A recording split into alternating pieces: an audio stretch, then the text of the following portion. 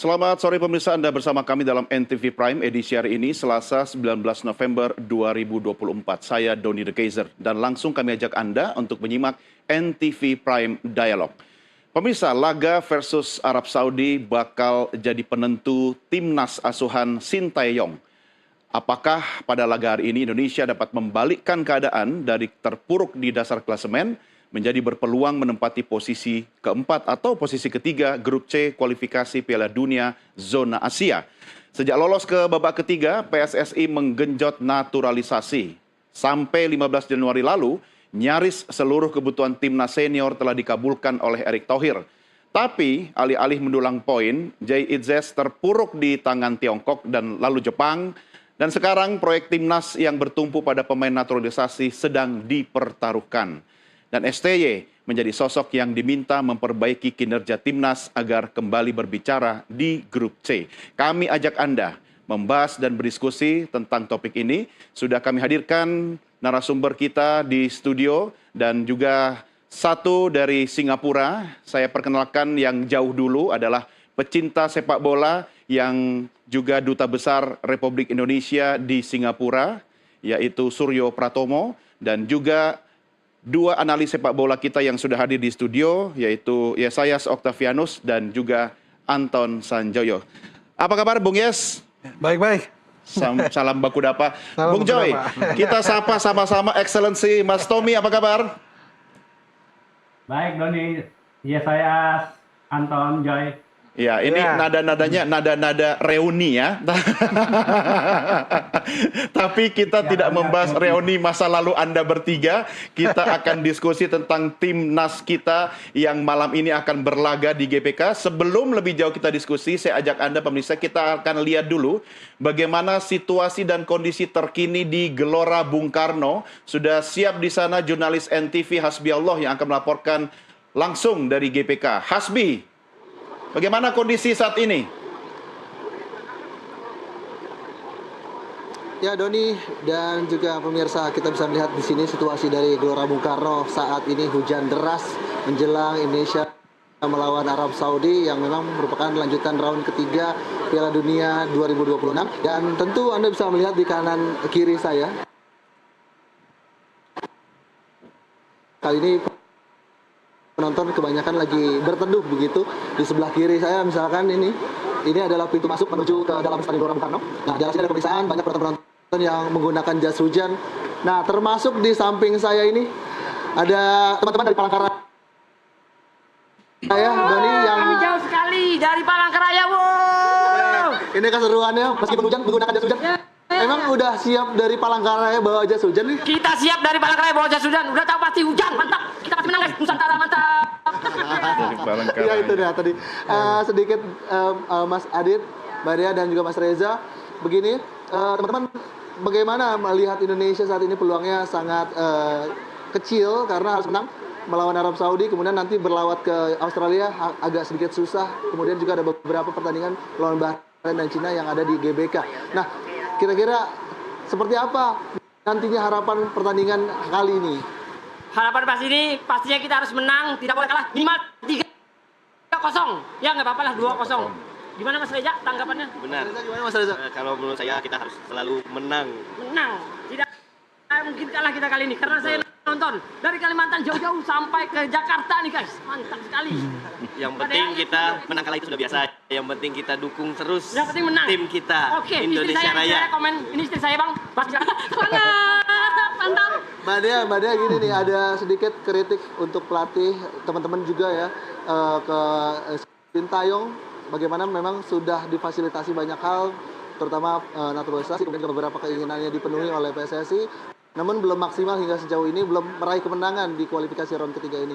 Nah, kalau menurut teman-teman, aku ke Mbak Dea dulu, gimana Mbak Dea? Apapun yang terjadi ya tetap kasih support terus lah pokoknya. Semangat! Kalau misalkan ada wacana STY out, banyak nih udah mulai bertebaran di Twitter maupun di TikTok dan Instagram. Nah, kira-kira setuju atau enggak nih? Oke, saya udah 3 kali posting Instagram, semuanya stay. Jangan sampai out ya, karena dari mainnya sudah bagus sekali timnas Indonesia. Dari menit 1 sampai 90, dia lari terus pemain timnas Indonesia. Jangan sampai stay out. pertahankan. Oke. Kalau Mas Reza gimana nih pendapatnya? Kalau menurut saya strategi dari STY sudah bagus. Itu pemain-pemainnya juga sudah bagus. Mungkin kita kurang beruntung aja. Itu aja. Teman-teman dari Pankaya makasih banyak. Hati-hati barang-barangnya jangan sampai ada yang tertinggal. Selamat menyaksikan pertandingan, kita nikmati, enjoy sama-sama ya. Terima kasih Nusantara, sahabat saya. Ya itu tadi keseruannya Doni dan juga pemirsa, bagaimana penonton saat hujan ini masih tetap antusias untuk menyaksikan pertandingan Indonesia dan juga Arab Saudi pada malam hari ini.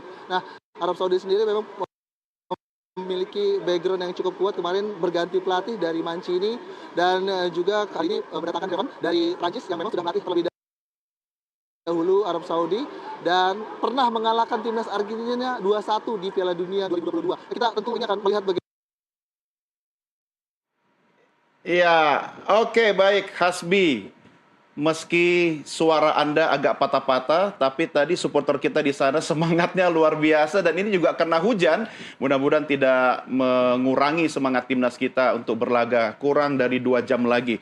Hasbi, nanti saya akan kembali ke Anda di tengah diskusi kita untuk mengikuti perkembangan.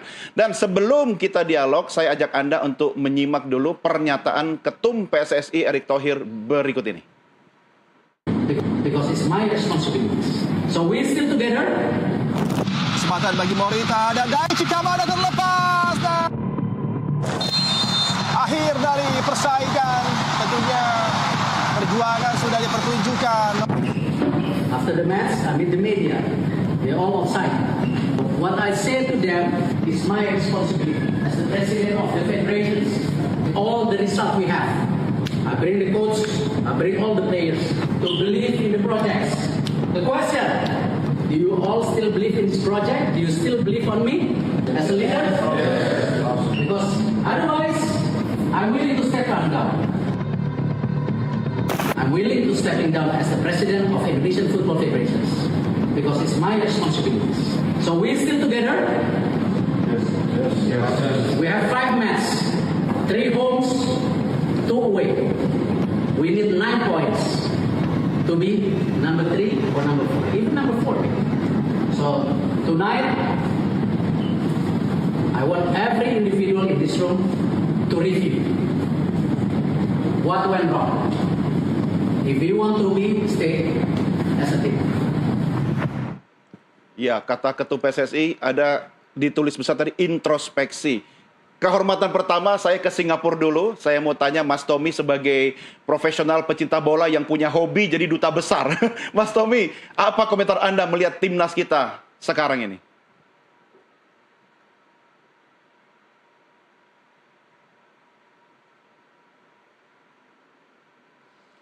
Ya, Mas Tommy, sorry, masih di mute. Boleh diulang statementnya, silakan.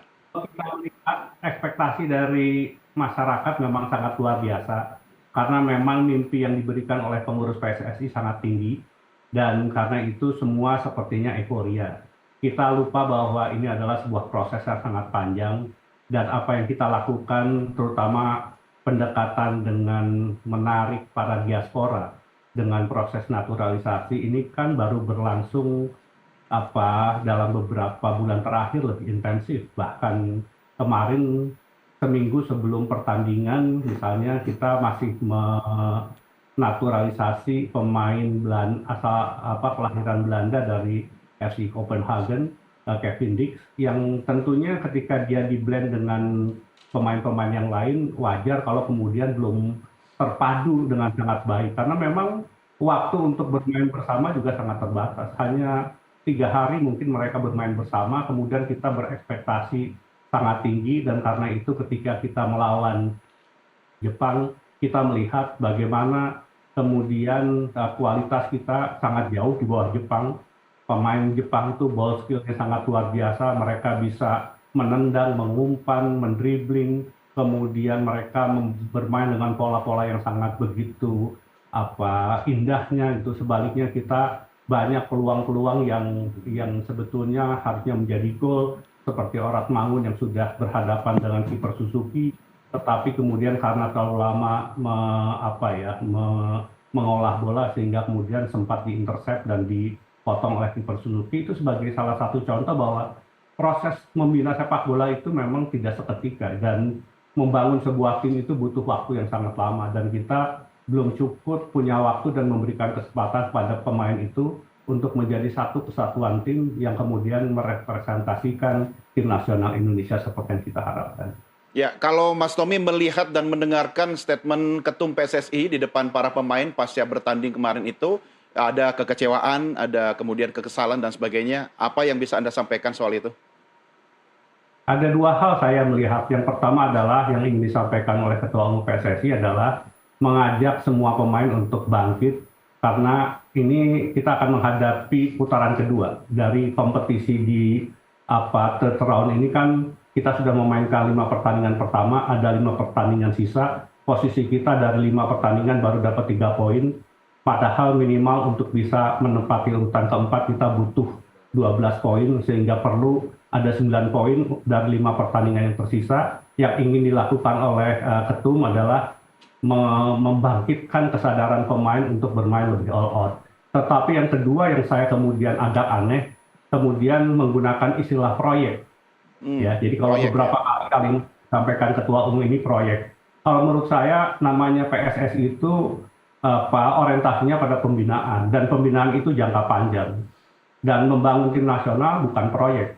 Jadi kalau pendekatannya proyek itu hanya untuk kepentingan sesaat. Padahal kita tidak hanya untuk Piala Dunia 2026, kita ingin membangun sebuah sepak bola Indonesia yang betul-betul mempunyai fondasi yang kuat, punya landasan kuat, sehingga kemudian kita tidak hanya bermimpi untuk 2026, tetapi kita bermimpi untuk Indonesia ke depan yang mempunyai tim nasional yang disegani di dunia. Ya, mudah-mudahan kata proyek tadi itu maksudnya road to 2026 ya. Bung Yes, ini mungkin gara-gara kemarin nggak angkat telepon nih kepada Menteri Jepang ini. Anda yang mengusulkan di sini betul. Juga kan? Gimana? Iya, memang saya usulkan di sini tetapi bukan untuk pertandingan yang kemarin. Untuk pertandingan tahun 2025 tepatnya 10 Juni. Nanti kalau karena itu partai terakhir kita. Dengan catatan kita sudah bermodalkan 12 poin. Sehingga kalau 12 poin itu kita di rasio aman di posisi keempat. Tapi kalau kita mau lolos di posisi kedua dengan 15 poin masih mungkin. Sehingga bisa angkat telepon. Itu kira-kira. Oke, malam ini bagaimana Anda melihat? Malam ini ya saya masih percaya ya terhadap tim nasional kita. Hanya kepercayaan itu bisa terwujud kalau tim kita tampil tidak seperti melawan Jepang. Apanya? Ada sebuah revolusi permainan dari timnas kita. Dalam arti mereka harus lebih menyerang, ya tidak seperti kemarin. Kita lebih banyak bermain memperkuat pertahanan. Karena dengan lebih banyak menyerang, kita punya peluang untuk mencetak gol. Dan ketika gol lahir itu bisa membawa kita meraih kemenangan. Nah itu yang harus dilakukan oleh Sintayong dan tim kita. Kalau kita tidak mengubah pola taktik strategi kita, ini akan susah untuk bisa mengalahkan Arab Saudi. Bukan tidak mungkin juga kita akan kalah. Karena Arab Saudi sendiri sedang on fire ya. Karena mereka terakhir menahan Australia di kandang Australia dengan 0-0. Bahkan nyaris menang karena 1 gol terakhir mereka di injury time dianulir. Jadi ya marilah kita sama-sama mendukung tim nasional kita. Yang datang ke stadion bisa memberikan dukungan penuh. Yang tidak juga bisa berdoa. Tapi tentu Arab Saudi juga berdoa untuk menang ya. Tapi ya sebagai nasionalis tulen ya kita harus dukung penuh tim kita. Tapi tidak perlu angkat telepon ke Raja Arab Saudi kan? Nanti 10 Juni 2025. Bung Joy, apa yang kurang nih? Kalau kita melihat artinya dari kekecewaan Ketum Erick Thohir itu kan istilahnya semua sudah kuberikan apa yang kau mau. Tapi kenapa begini gitu loh? Persoalannya adalah membangun tim itu kan bukan per individu. Membangun tim itu butuh blending yang cukup panjang ya. Kalau kita bicara pemain-pemain Jepang, itu mereka sudah berkumpul, bermain bersama, mungkin kurang lebih 80% itu 3 tahun sampai 3-4 tahunan. Mereka sudah bermain bersama. Kita 1 Sementara tahunan Anda bayangkan, Kevin Verdong, you name it lah siapa yang ada di tim Indonesia itu, baru berkumpul untuk tim Indonesia kan 3-4 hari. Itu hal yang sangat luar biasa menurut saya untuk sebuah tim nasional yang bertanding pada Piala Dunia. Gitu. Maksudnya jadi, luar biasa apa ini? Luar biasa hebat, luar biasa kepepet? Luar biasa tidak biasanya. Maksudnya kalau itu bisa terjadi menjadi sebuah tim yang bagus, itu luar biasa. Tapi kan nyatanya tidak. Ya, apa yang kita lihat menghadapi Jepang betul-betul menyadarkan bahwa membangun tim tidak bisa, kalau orang Jawa bilang sak dek sak nyet. Itu tiba-tiba kita ambil pemain-pemain yang rata-rata katakanlah memang di atas rata-rata pemain kualitas ASEAN lah ya. Dari Belanda, siapa yang tidak kenal Belanda, meskipun mereka ada di tier 2 kebanyakan, hanya beberapa yang di Eredivisie kan, tapi tetap aja binaan Belanda, pasti rata-ratanya lebih bagus. Tapi per individu bagus, tapi ketika digabung dalam satu tim yang jarang bermain bersama, kan beda ininya. Arab Saudi mereka kebanyakan main di Liga Arab. Ya, mereka punya, katakanlah waktu mereka 3 hari 4 hari kumpul bersamanya, jamnya masih jauh lebih banyak daripada pemain-pemain Indonesia yang dipegang Sintayong. Jadi kalau terjadi masih ada miskomunikasi di belakang, di lini depan belum juga menemukan kematangan. Kemarin yang ada di posisi nomor punggung 9 Ratnar Oratmangun. Dia pemain sayap kiri sebetulnya, ditaruh di posisi nomor punggung 9. Yang nggak gol lah gitu loh. Kira-kira begitu kan kasarnya gitu loh. Strike yang biasanya di tengah, dia ada di pinggir gitu. Itu harusnya strike di situ ya. Nah, itu menurut saya coba-cobanya Sintayong ini kebanyakan gitu loh. Jadi terutama di lini depan yang betul-betul belum solid ya. Kan tidak ada satupun striker Indonesia yang posisi saat ini yang betul-betul clinical, yang betul-betul satu peluang satu gol gitu kira-kira. Kan belum ada gitu loh. Yang menurut saya yang masih paling bagus ya dalam posisi sekarang strike. Kalau kita mengaca pada penampilan dia sebelumnya di tim U23, di Piala Asia dan macam-macam. Tapi penampilannya nggak meningkat. Lini belakang yang tadinya saya pikir sangat solid, ternyata kalau dihajar dengan tsunami-nya Jepang, bobol juga 4 gol. Gitu loh. Ini kan lawan Cina, 3 peluang Cina, 2 jadi gol. Gitu kan. Ini yang menurut saya harus segera dibenahi. Tapi kalau ngomong lawan Arab Saudi, kita bisa menahan mereka di Riyadh 1-1. Harusnya sih main di GBK masa nggak bisa menang. Problemnya mainnya gimana? Nah, kan itu dia. Artinya, dengan tetap pada semangat prasangka baik dan mendukung Coach STY, saya mau minta pendapat Mas Tommy, apakah bisa juga malam ini laganya kita berspekulasi kalau melihat kondisi timnas kita seperti ini, Mas Tommy? Wawancara pelatih Brasil Mario Zagallo, ketika ditanya mengenai peluang atau pertandingan, dia katakan, sepak bola itu bukan matematika. Jadi tidak kita berbicara sebelum pertandingan. Yang menentukan itu nanti di lapangan. Dan kalau kita sekali lagi, tentunya kita boleh berharap. Dan seperti tadi Joy menyampaikan, kita punya peluang menang. Tapi sekali lagi, mari kita realistis untuk melihat. Di pertandingan pertama kita melawan Arab Saudi, itu kan kita beruntung untuk tidak kalah. Ada tendangan penalti yang berhasil dipatahkan oleh kiper Martin Paes. Dan kalau kita lihat kualitas permainan Arab Saudi, secara teknik mereka sedikit di atas Indonesia. Jadi kita tentu berharap malam hari ini ada luar biasa, keajaiban kita bisa menang. Tetapi kita harus juga realistis bahwa yang kita hadapi ini adalah tim yang pernah mengalahkan Argentina 2-1 di Piala Dunia 2022. Jadi ini bukan tim yang sembarangan. Tadi Joy sudah menyampaikan, ini tim juga bukan tim yang baru berkumpul bersama. Mereka sudah berlatih menjadi sebuah tim yang cukup waktu lama.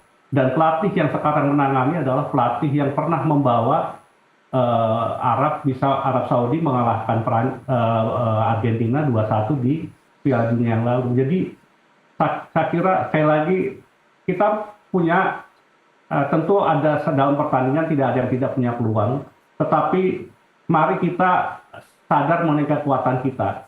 Dan kalau pendekatannya adalah dengan sepak bola menyerang, itu malah akan berbahaya bagi tim nasional kita. Tapi sekali lagi mudah-mudahan Sintayong menemukan bagaimana taktik strategi yang paling tepat juga untuk memilih pemain-pemain mana yang paling siap. Dan dengan main 5-3-2-1 menurut saya jauh lebih aman bagi Indonesia menempatkan satu orang persis seperti kemarin main di Arab Saudi. Sekali lagi Arab Saudi dengan 4-3-3-nya mereka tim yang sangat menurut saya sangat berbahaya. Dan belajar dari pengalaman Jepang, ketika kita diserang dan digoyang atau diterobos dari sayap, itu pertahanan kita mudah untuk bisa goyah. Dan ini yang saya kira menjadi pelajaran terpenting dari pelajaran lawan Jepang tadi, dan saya kira pelatih sekelas Sintayong paham apa yang perlu dilakukan untuk membuat kita tidak kalah. Oke, ya. Saya ke Bung Yes. Dari judul kita, laga hidup mati STY atau laga hidup mati Timnas ini. Karena kalau kita baca dari 4 atau 5 laga terakhir kan line up-nya tuh nggak ada yang pasti ya, berubah-berubah ya. Komentar Anda, Bung? Laga hidup mati untuk dua-duanya.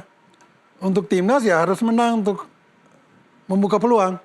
Kalau untuk STY adalah untuk menentukan nasibnya selanjutnya.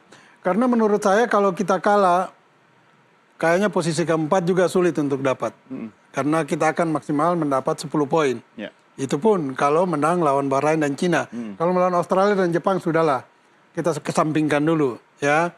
Nah, untuk STY sendiri harus menang. Kalau draw juga saya kira tidak ada maaf bagi dia. Oke. Segera retired, mundur. Atau PSSI ambil sikap tegas memberhentikan STY. Karena dengan adanya STY kita lihat dari 6 pertandingan kalau nanti tidak menang, dia tidak pernah mempersembahkan satu kemenangan pun.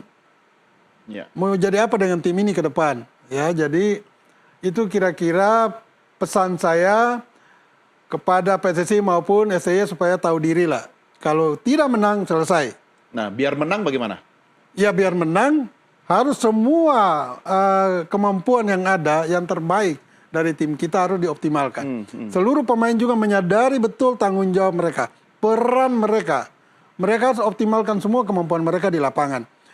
Seperti kemarin, yang tadi sudah disinggung oleh Mas Tom, itu Ragnar Orotmangun harusnya bisa mengkonversi peluang dia menjadi gol. Kemudian juga ada satu peluang yang sama baiknya di babak kedua, Aran Pratama mendapat peluang yang terbuka juga. Dan pas bola ada di kaki kiri dan kekuatan dia ada di kaki kiri. Harusnya dia menyepak itu bola dengan serius dan sungguh-sungguh. Bahkan tendangan yang keras karena ada di kaki kirinya. Tapi apa yang dilakukan oleh Aran? Dia melepaskan bola seakan mengumpan itu bola kepada kiper Jepang.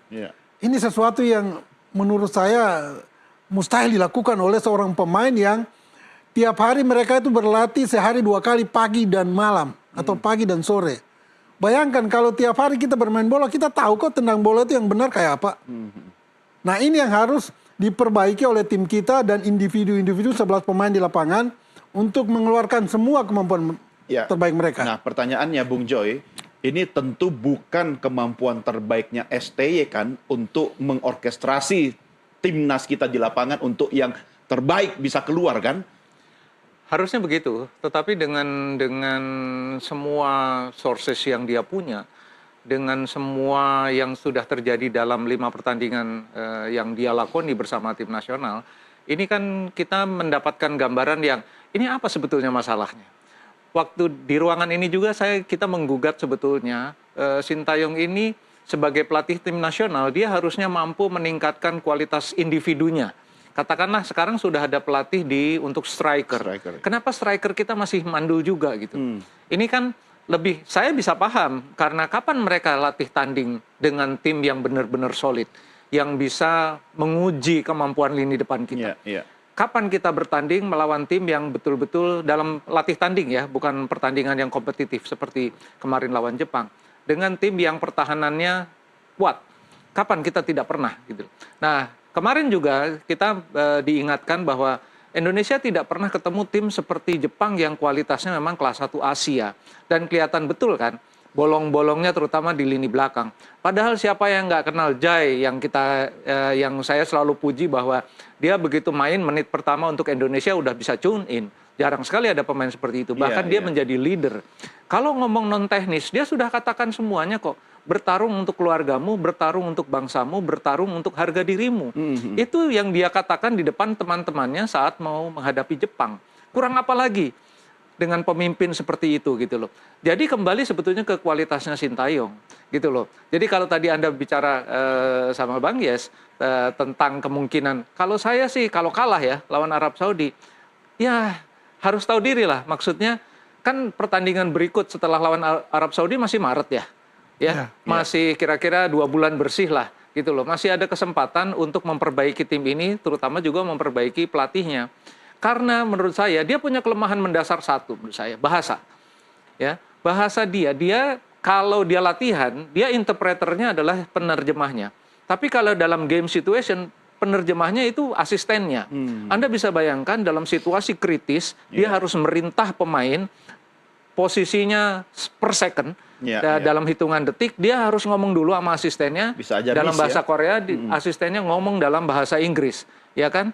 Nah ini kan menurut saya buang waktu gitu loh, udah terlambat gitu loh. Jadi menurut saya ada hal yang harus Erick Thohir juga harus pikir panjang lah, ya. Ini ada hal yang hilang dari sisi. Kalau soal ilmu nggak usah diragukan lagi lah. Tapi delivery ilmunya kepada permainan kan belum tampak dalam 5 pertandingan terakhir. Yes bilang tadi nggak ada yang menang kan. Draw melulu, draw 3 kali, kalah 2 kali. Gitu. Jadi memang kita harus menuntut. Dia dibayar gede banget dengan keistimewaan yang luar biasa. Wajar kalau kita menuntut kan. Harus dituntut. Dan wajar kalau Erick Thohir juga kecewa begitu kan. Harusnya begitu. Saya harus melempar ini ke Mas Tommy karena setelah sesi ini kita harus berpisah dengan Mas Tommy karena Pak Duta Besar ada tugas-tugas negara yang harus dijalankan. Tapi sebagai penikmat sepak bola, ya kan, tentu selalu ada harapan Mas Tom. Ketika bola itu bundar seperti yang Anda katakan tadi, dia akan menggelinding kemana? Perlukah kita yang namanya semacam apa itu ya? Kalau laki itu apa ya? Keberuntungan. Hoki atau keberuntungan begitu malam ini. Catatan Anda, Mas Tommy. Ya, sekali lagi kita bicara Sinteyong ya. Beberapa kali tadi ya saya Joy sudah menyampaikan. Saya kira kan kalau kita lihat karakternya Sinteyong, sejak dia melatih tim Korea Selatan, kekuatannya dia adalah di counter attack. Dia bisa mengalahkan Jerman kan karena counter attack juga. Jadi kalau kita lihat perjalanan 5 pertandingan yang sudah dimainkan, 2 pertandingan pertama itu kan membangkitkan rasa percaya diri kita bahwa Indonesia bisa tampil di Piala Dunia.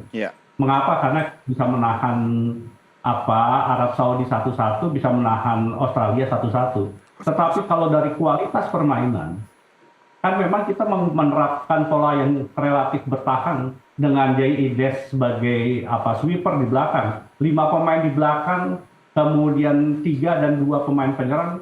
Karena itu memang pola kita memang lebih banyak bertahan. Karena itu melawan Arab Saudi, sekali lagi, Arab Saudi ini bukan tim kelas 2 yang kemudian bisa dengan mudah kita kalahkan. Kita berharap kita bisa menang, tetapi sekali lagi Arab Saudi bukan tim yang mudah untuk dikalahkan. Dan secara kualitas teknis, mereka punya ball skill yang jauh dari pemain kita. Mereka punya kompetisi yang jauh lebih baik dari kita. Mereka mendatangkan begitu banyak pemain-pemain dunia sampai Cristiano Ronaldo main di Saudi. Itu menularkan gaya permainan dan kemudian ada sesuatu yang bisa didapat dari pemain-pemain Arab Saudi. Karena itu kita harus menang, tetapi taktik strategi itu bagaimana cara menang. Dengan pola bagaimana tidak sampai kebobolan. Karena kalau sampai kita kebobolan lebih awal, sama dengan seperti melawan Jepang, kepercayaan diri pemain itu akan mudah untuk runtuh. Kalau kemarin Ratnangun bisa mencetak gol lebih dulu, pasti confident pemain akan bertambah. Ketika dia gagal dan kita melakukan gol bunuh diri dan kemudian ada gol kedua, di babak kedua kita seperti kemudian tidak punya kemampuan untuk bisa bermain. Gol keempat Jepang kita bisa lihat dari permainan 1-2, ya kan Verdong kan tidak ikut pemain Jepang untuk menggiring bola sampai dekat ke gawang dan tidak ada satupun pemain kita yang mencoba mengintercept. Dan pemain nomor 2 Jepang itu bisa syuting dari sudut yang begitu sempit. Kemudian bisa, menurut saya kan hanya pemain punya kualitas teknik luar biasa, bisa menendang dengan sudut yang begitu sempit dan menjadi gol. Kita kan belum punya pemain berkualitas seperti itu. Karena itu, mari kita realistis, main lebih banyak bertahan, gunakan serangan balik, dan itulah sebetulnya kekuatan dari Sinteyong. Mudah-mudahan serangan balik itu kali ini memberikan keberuntungan bagi kita, dan sekali lagi tentunya saya juga berharap kita bisa menang, karena kalau kemudian kita tidak bisa menang, apalagi sampai kalah marah ini, akan sulit bagi kita untuk bisa menduduki peringkat keempat seperti yang diinginkan oleh Ketua Umum PSSI. Jadi skornya berapa Mas Tom malam ini? Saya khawatir kita kalah.